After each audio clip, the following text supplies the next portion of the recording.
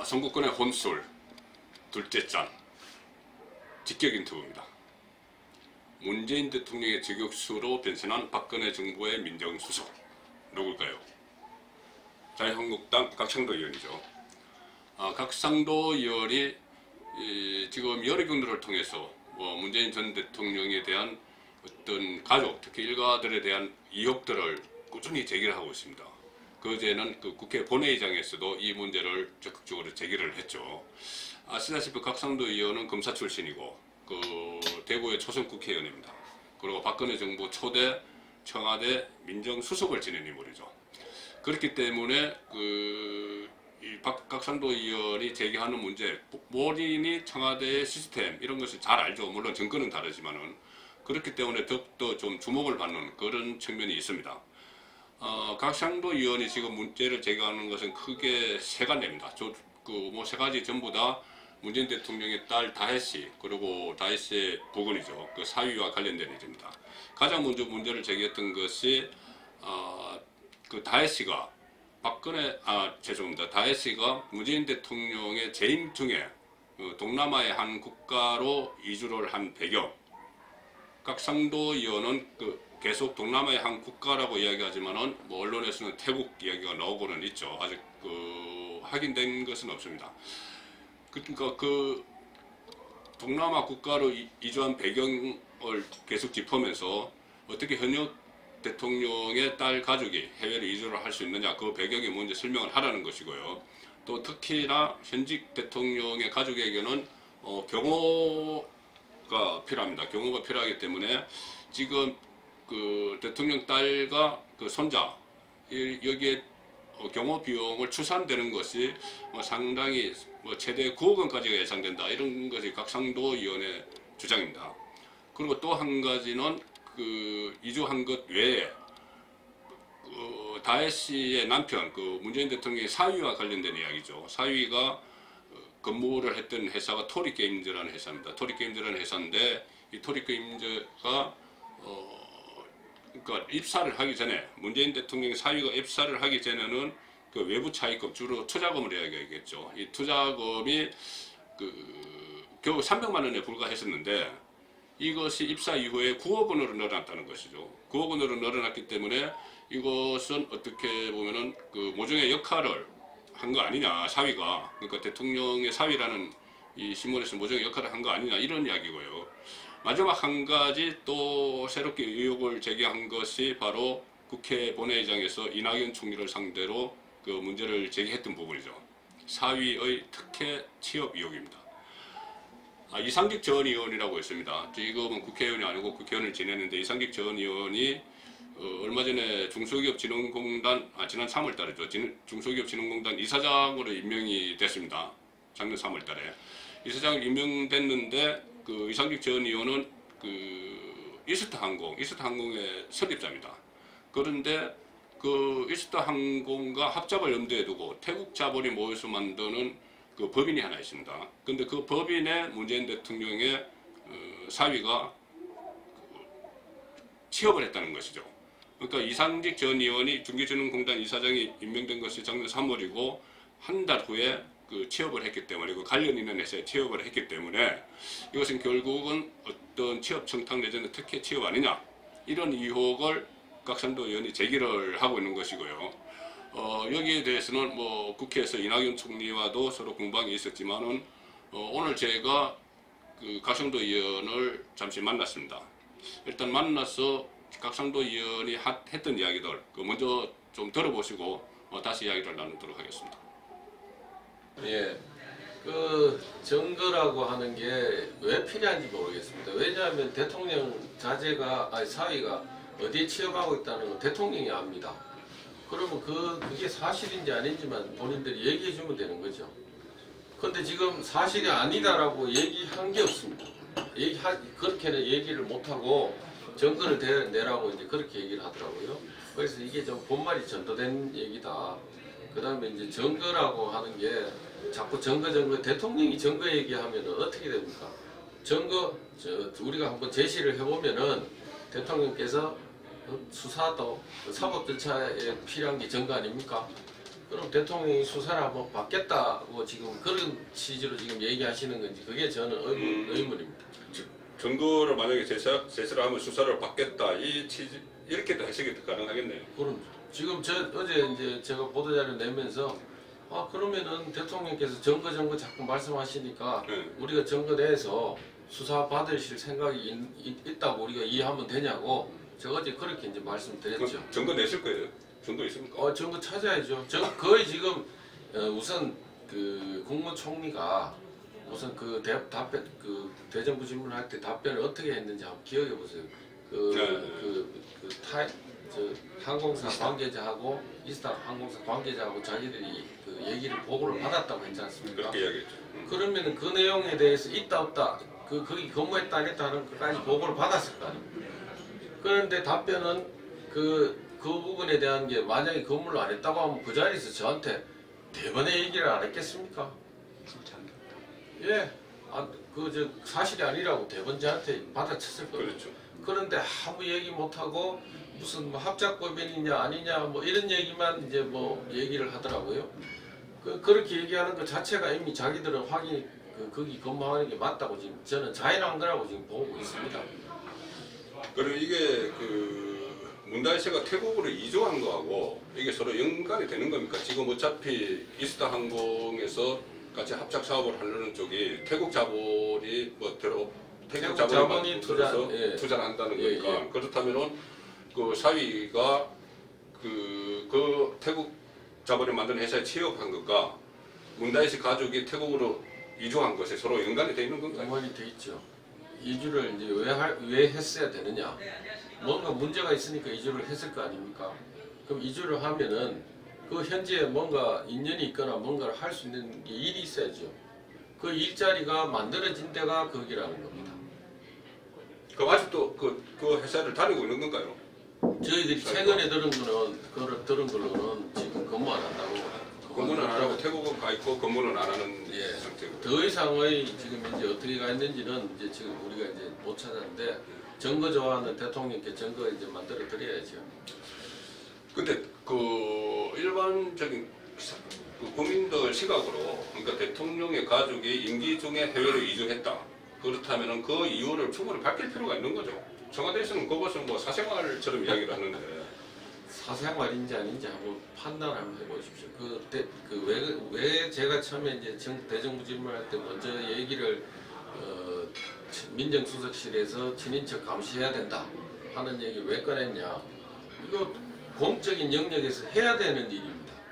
민정수석실에서 대통령 딸 친인척 감시해야 되는 일, 법에 그렇게 법령이 그렇게 돼 있고, 그 다음에 또 대통령 스스로 감시 잘하라고 대통령이 지시했지 않습니까?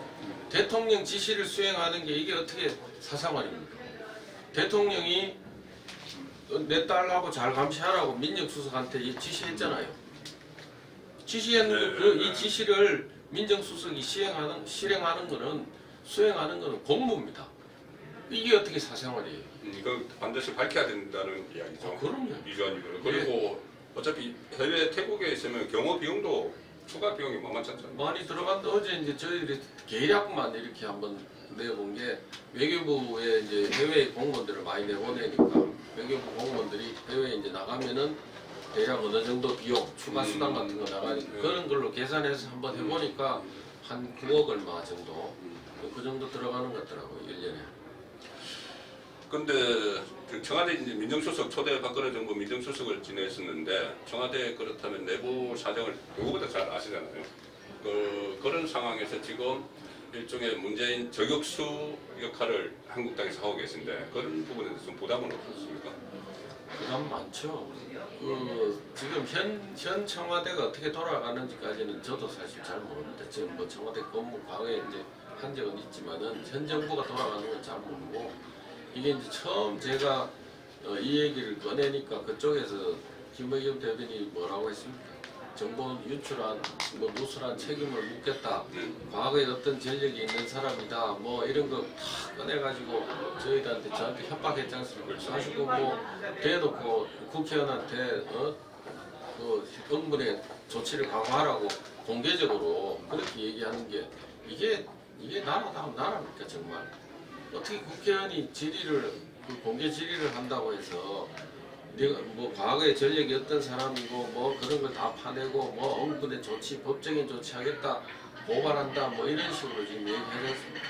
이게 뿐만 어제도 그 얘기가 대변인이 하는 얘기가 정상적인 얘기 아니지 않습니까? 뭐 증거를 갖춰서 네. 얘기해라 뭐 어쩌라. 뭐 검사 출신 이야기까지 다. 네, 뭐 그렇게 할 수 있는 게 아니죠. 근데 우리 당이 이제 그 열심히 해야 되는 부분들이 있지 않습니까? 이제 그런 걸 저희들은 열심히 하는 거 그것뿐이고 정부가 그 청와대가 적정선에서 사실을 빨리 밝혀가지고 국민들이 궁금해하는 국민들 전부 해소해줬으면 네. 좋겠어요. 근데 마지막으로 그 결과적으로는 뭐 서로 다른 문제지만은 그 결과적으로는 서로 또 얽혀버릴 수가 있는데 김학의 차관 전 차관 그 인사검증 부실 문제 그 문제에 대해서 다시 여권이 공격을 하고 있거든요. 마침 지금 위원님께서 그 대통령 공격수 역할을 하는 시점에 그것이 미묘하게 맞물렸는데 그때 당시 상황이 어땠습니까? 당시에 인사검증할 당시에 그런 말들이 있어서 경찰에다가 확인을 했습니다. 혹시 수사 중이냐 확인을 했더니 없다고 공식적으로 자기들이 분명히 얘기를 했습니다. 경찰에서요? 예. 네. 그 경찰에서 원래 수사를 시작했으니까 그렇죠. 예. 그런 게 없다고 얘기를 해서 그래서 그렇다면 뭐 다른 하자가 없으니까 그러니까 그렇게 임명이 된 겁니다. 그런데 그 수사하는 게 없다고 하더니 임명되자 말자 뭐 뭔 수사를 한다고 해서 동아일보 어디 거기서부터 막 크게 터져 나가고 그렇게 했거든요. 그래서 이게 이제 임명되고 나서 이게 사실과 다른 얘기 경찰이 사실과 다른 얘기를 이제 했으니까 그러니까 그때부터는 우리도 그 대통령 임명한 공직자는 또 감찰 대상이잖아요. 고위공직자니까 감찰 대상이니까 이제 우리도 사실관계를 확인해 봐야죠. 이게 잘못됐으면 아니 지금이라도 대통령한테 잘못됐다고 이거 시정해야 됩니다 하고 보고를 해야 되니까 그러니까 이제 우리도 알아보는 내용을 알아보는 거 그게 전부예요. 그거는 우리가 해야 될 당연한 일을 수사는 수사대로 하겠지만은 우리도 감찰을 해야 되니까 아니 대통령 임명한 고위공직자가 이 불미스러운 일에 연루가 됐다고 하면은 우리가 확인 안 하는 게 그게 이상한 일이죠. 그래서 지금 문제가 되는 그 특별감찰관 그게 그 기능을 하는 겁니다. 그걸 정상적으로 다 한 걸 지금 뭘 얘기를 하는지 잘 모르겠습니다. 지금 뭐 한교안 그 대표나 그 의원님에 대해서 책임론 이야기하는 건 그거는 정치 공세겠네요. 그렇죠. 그 이제 그 뒤에 계산을 한번 해보세요. 그러고 나서 7월 말쯤 이제 경찰에서 검찰로 송치가 됐거든요. 그러면은 그때 수사지를 누가 했느냐? 경찰에서 수사할 때 수사지한 팀이 국정원 댓글 사건 수사했던 그 팀이 수사했습니다. 수사지했습니다. 경찰 수사를. 그때 당시 누구냐? 최동욱, 조영곤 뭐 이 팀들 아닙니까? 이 사람들에 대해서 사실은 책임을 물어야 되지. 그 경찰의 그 수사 지휘한 검찰의 책임을 물어야 그렇죠. 되는. 예. 그렇죠. 거기 뭐 문제가 있으면은 거기가 지금 문제가 있는 거지. 제가 얘기하면 그 사람들이 얘기 듣나요? 아니 생각해보세요. 최동 총장하고 어떤 상황인지 다 짐작하지 않습니까? 그건 뭐 얘기 자체가 안 되는 거고 그 다음에 7월 말에 송치가 돼서 8월 3일인가 5일인가 제가 그만뒀으니까 뭐 검찰에 뭐 얘기하고 자식을 뭐 어떻게 할 만한 게 없습니다. 그래서 저도 그렇고 장관도 당시 장관 지금 이제 황 대표도 똑같을 거예요. 그러니까 지금 얘기하는 거는 책임져야 되는 사람들은 딴 사람 뭐 만약에 문제가 있으면 그 사람은 책임져야 되는 문제인데 어떤 문제가 있는지도 모르겠는데 어떤 문제가 있는지도 저는 모르겠는데 거기다가 또 더 나아가서 엉뚱한데 지금 얘기하는 거예요. 제가 보는 견지에서는 옛날에 저 추미애 대표가 드루킹 그 고발했다가 오히려 발목이 잡혔죠. 김경수 지사 구속 사태가 재판돼가서 구속된 사례 있지 않습니까? 저는 또 이런 사태가 온다고 봅니다. 저는 뭐 제가 얘기한 게 이거 외에는 저는 한 게 없습니다. 그리고 정치 공세를 이런 식으로 이제 할 거면은 잘 생각해 봐야 되는 사건이 있습니다. 전병헌 정무수석 언론에 전부 저 얘기 했었잖아요. 언론에서 그 사람 뇌물로 검찰 수사 중이다 하는 보도가 다 났잖아요. 그렇죠. 이런 보도가 있는데도 불구하고 전병헌 씨를 정무수석으로 임명해가지고 대통령 측근에 정무수석으로 6개월 동안 정무수석으로 이 사람 뒀습니다. 이게 정말로 검증 과정에 문제가 있는 검증에서 나라를 망친. 지금 전병헌 씨 5년 받았잖아요, 징역을. 이게 진짜 그 수사해야 될 대상이지. 이 애꿎은 사람 그 임명해서 문제가 있으니까 바로 사직 처리하고 공직에서 다 배제했는데 여기에서 무슨 얘기 조사할 게 있나요? 전병헌 씨 그 임명한 과정 그거 수사해야 됩니다. 제 말이 안 맞습니까? 그때 당시에 언론에서 그 의혹들이 보도가 되는 시점에 임명이 됐나요?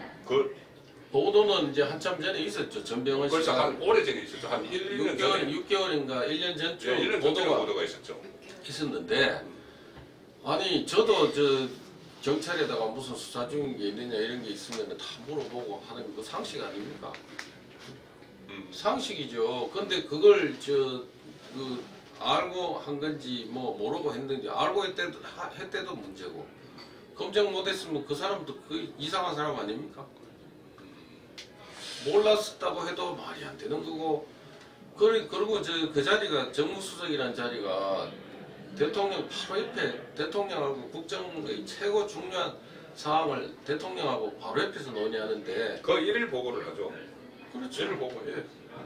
거기에 지금 뇌물 받은 사람이 매일 가서 대통령한테 무슨 얘기 했겠습니까? 이게 조사받아야 될 사항이지. 이거 김학의 차관 하여튼 선정적인 얘기는 모르겠습니다만 그 부분은 진실은 저는 수사 과정이나 내용을 전혀 모르기 때문에 그 수사가 뭐가 잘못되고 어떻게 됐는지는 저도 신문에 나온 거 그거 본 이런 정도만 알고 구체적인 건 저는 모릅니다. 그래서 이 내용에 대해서는 제가 알고 있는 건 다 이 상황이 이렇습니다. 그러니까 청와대 공격할 수 있는 몇 가지 카드를 더 갖고 계신 것 같은데 더 있습니까? 지금 여러 가지 비리나 이런 문제들이 지금 자꾸 나오잖아요. 그러니까 저희들은 하나하나 지금 찾아가고 있는 중입니다. 네. 지금 어디 저는 아직 동남아라고 했지 어디라고 특정 국가 얘기한 태국은 제가 한 번도 저는 얘기 안 했습니다. 왜 말씀 안 드리냐면은 말씀 안 했었어요. 예 그런 게 경호 문제라든가 이런 게 이제 있기 때문에 우리로서는 이제 항상 말 조심도 해야 되고 그렇습니다. 아까 압박을 안 느끼냐고 말씀하셨는데 압박 많이 느끼죠. 제가 한마디 여기 나와서도 지금 하는 얘기 중에 한마디 실수하거나 하면은 가만 놔두겠습니까? 그렇죠. 네, 알겠습니다.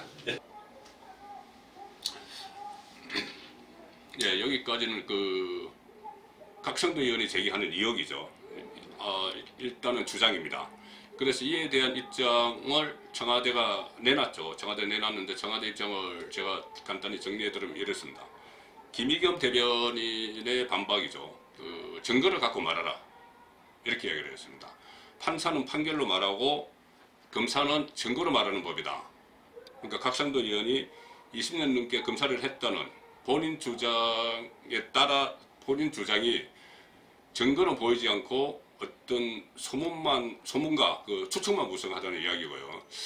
또 특검청 이야기를 했습니다. 최근에 버닝썬 사건이나 여러 사회 문제에서 특검청 이야기가 나오죠. 각성도 의원이 아마 특검청 의식에 젖어 있었기 때문에 우리 정부에서도 대통령의 일가가 어떤 특권 의식을 가지고 특권적인 행동을 했다고 생각하는 모양인데 우리 문재인 대통령 가족은 아들이나 딸이나 사위나 그 누구도 특권 의식을 갖고 있지 않다. 그러니까 우리 정부는 깨끗하다. 그러니까 당신이 각성도 의원이 청와대에 있었던 시절, 그 시절과는 다르니 개헌의 추척으로 하지 마라. 이렇게 이야기를 하는 겁니다. 자, 이렇게 양쪽의 현재까지 공방을 보면은 아직은 탐색전입니다. 지금 김의겸 청와대 대변인이 이야기한 대로 모종의 물증, 증거가 나온다면 상황이 완전히 반전될 수가 있겠죠. 그렇지만 지금까지는 아직은 주장입니다. 각성도 의원 같은 경우는 문재인 대통령의 딸이 현직 대통령의 딸이 해외를 이주한 그 자체가 뭔가 캥기는 구석이 있는 거 아니냐. 그러니까 그 자체가 비정상적이라는 이야기고, 청와대의 입장은 그것을 비정상으로 생각하는 그 자체가 특권의식이 젖어있다는 것이죠. 우리는 특권의식이 없는데, 우리 정부는 특권의식이 없는데, 박근혜 정부 때 특권의식에 젖어있던 국회의원, 야당 국회의원의 주장이다, 이렇게 이야기를 하고 있기 때문에 결국 현재로서는 이렇습니다. 이 문제는 여러 가지 의혹만 남긴 채 일단은 수면 밑으로 잠복할 가능성이 많죠. 지금까지 경험상 그랬습니다. 일단은 수면 밑으로 잠복을 하겠지만 이것이 또 겉으로 수면 위로 안 올라올 수도 있습니다. 실체가 없다면 그렇겠죠. 그런데 만약에 어느 정도 실체가 있는 것이라면은 이것은 정권의 수명이 다해가는 그 시점에 언제든지 수면 위로 또 올라올 수도 있는 그런 폭발력은 가지고 있다는 것이 야당의 생각입니다.